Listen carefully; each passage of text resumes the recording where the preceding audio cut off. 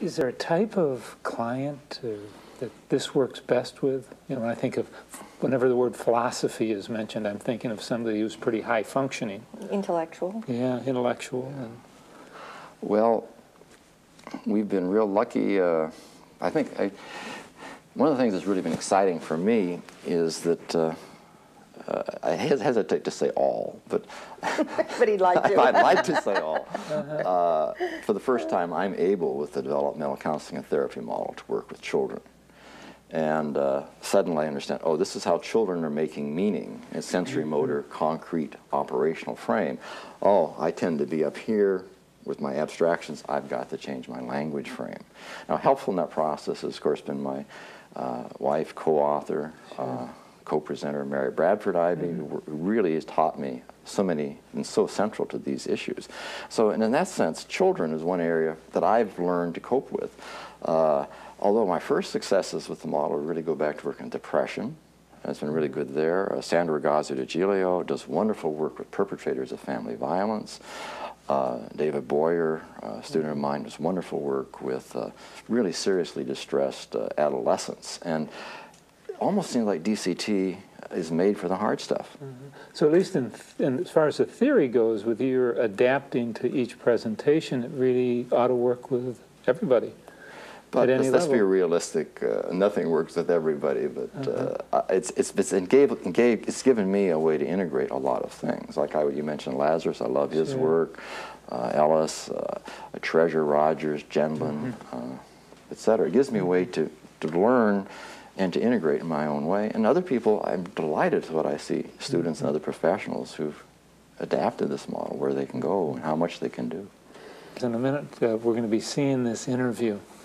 What should we look for? I mean, what were your goals in this interview? Well, the goal at the beginning is kind of in that first question, what would you like to happen? And I've always done that, but again, Solution has clarified this for me. What does the client want to happen? What is the client's goal? And Ken Blanchard once said, if you don't know where you're going, you may end up somewhere else. So in that sense, I really like to start with what does the client want to have happen? Are there steps or phases that we'll go through in this interview? So the client will basically say, in one sense, she kind of wants to, because you know this is the end of the series, she wants to go back and look at it. So we basically I'm asking her to tell stories. Along the way, I do ask her to generate some positive strengths, and in this case, we develop a positive family strength. And that process of developing family strength is kind of classic DCT or integrative stuff for me, is that I'll ask for a positive story, because I really don't like to work with problems. Imagine that the client has a problem, but then I want to stop that for a while and hear strengths, because I think a person is unsettled unless they have some strong points to work with.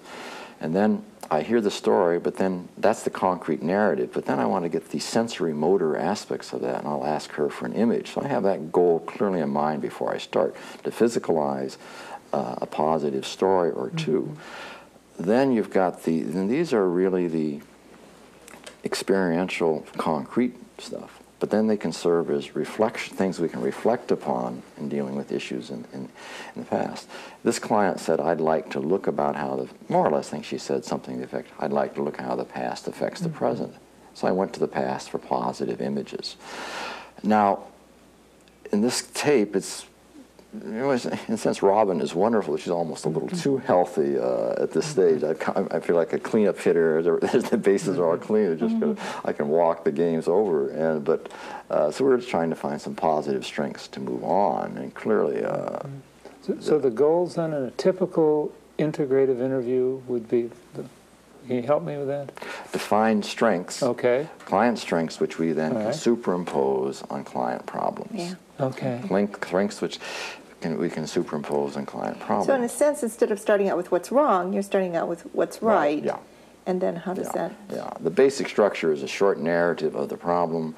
I would like to spend, if longer term thing, I would like to spend pretty much an interview or two just developing a solid base of strengths, not totally ignoring the problems. But once we've got the strengths, then going at the problems carefully. And I would like to go to the problems from a body level, from a story level, from a reflective level, and from how the self-developing system.